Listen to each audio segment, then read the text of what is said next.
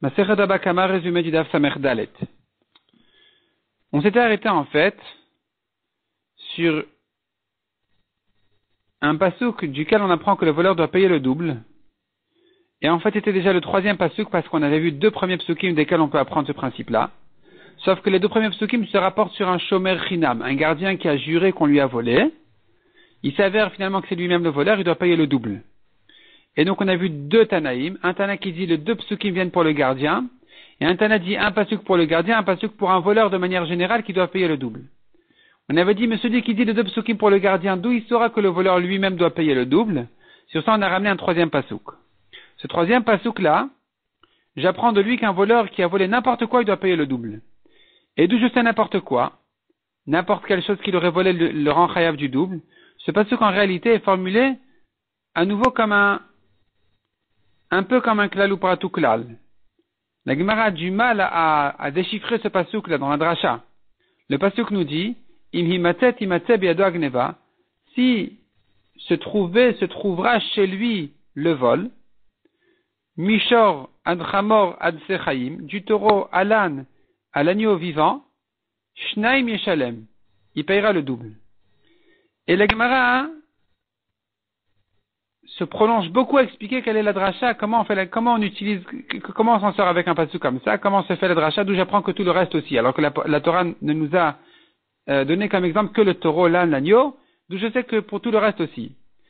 Finalement, la Gemara conclut en disant en fait ce pasuk là, la dracha elle se base sur un ribouille ou miut ve ribouille.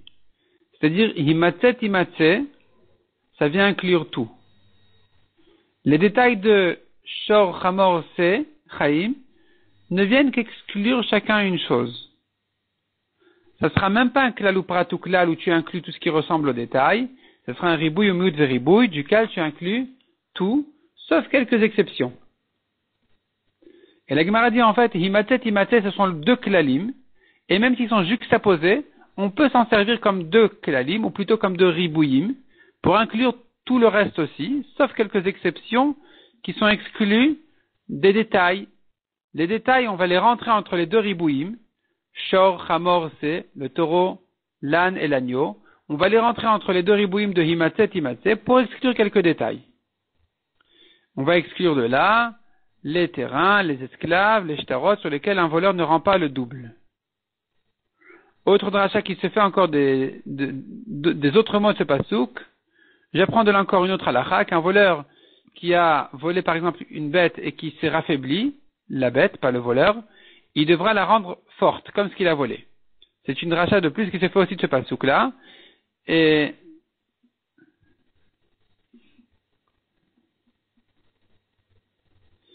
de là, la Gemara revient à ce qu'on a vu dans le daf précédent. On avait déjà ramené deux psukim. En tout, ça fait 3 psukim sur le voleur qui doit rendre le double. On avait dit, les deux premiers psukim se rapportent d'après un Tana sur un shomer chinam, sur un gardien, et donc d'après lui, j'ai besoin du troisième pasuk pour le voleur lui-même. Mais d'après un autre Tana, ces deux psukim-là viennent un pour le gardien et un pour le voleur. Un pour le gardien qui a juré qu'on lui a volé, en fait c'est lui le voleur, et un pour le voleur lui-même de dire qu'il est chayav de rendre le double. Pourquoi d'après lui j'ai besoin du troisième pasuk? À quoi il me sert? Et la Gemara de là on arrive à une halakha de plus qui dit modé biknas patour. De ce pasuk-là j'apprends que c'est que s'il a été attrapé par le voleur, par des témoins devant des juges qu'il a volé, c'est là où il est chayav du knas, de payer le double, de l'amende. Mais s'il avait avoué, il est patour. Et j'ai un quatrième pasuk en fait qui me dit aussi cette halakha, que modé biknas patour, celui qui a avoué, il est patour, d'un knas, si c'est pas vraiment une dette qui doit payer, quelque chose qu'il doit payer, mais simplement c'est une amende qui lui a été imposée quand il a avoué, il est patour.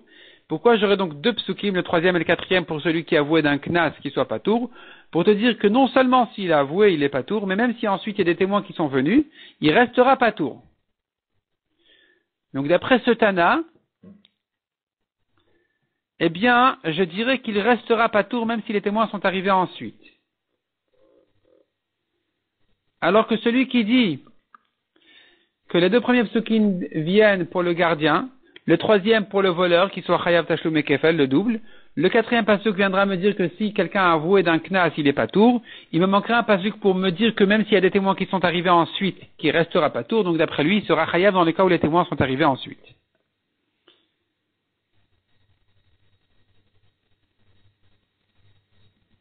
La Gemara continue à expliquer comment chacun explique ce troisième pasuk là exactement à quoi il me sert. Puis la Gemara elle dit,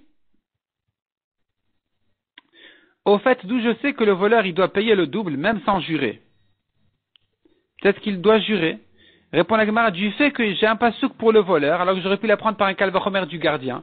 Si déjà le gardien qui a commencé gentiment, il a terminé méchamment, il doit payer le double. Kalvachomer, lui, le voleur, qui a commencé de manière interdite, Kalvachomer qui doit payer le double. Pourquoi la Torah me dit que le voleur doit payer le double, si ce n'est pour m'apprendre que même s'il n'a pas juré, il devra payer le double. Et donc de là, j'ai appris que même sans chevoua, même sans jurer, il doit payer le double.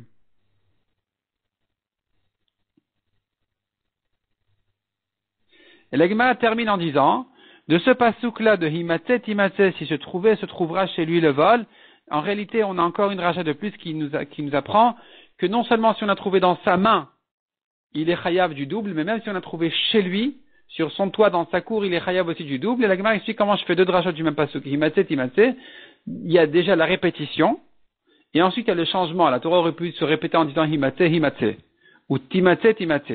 Elle a changé de Himatse à Timatse pour te permettre une deuxième dracha qui nous servira, comme on a dit, à inclure que n'importe quelle chose qu'il a volée, il sera chayav de payer le double.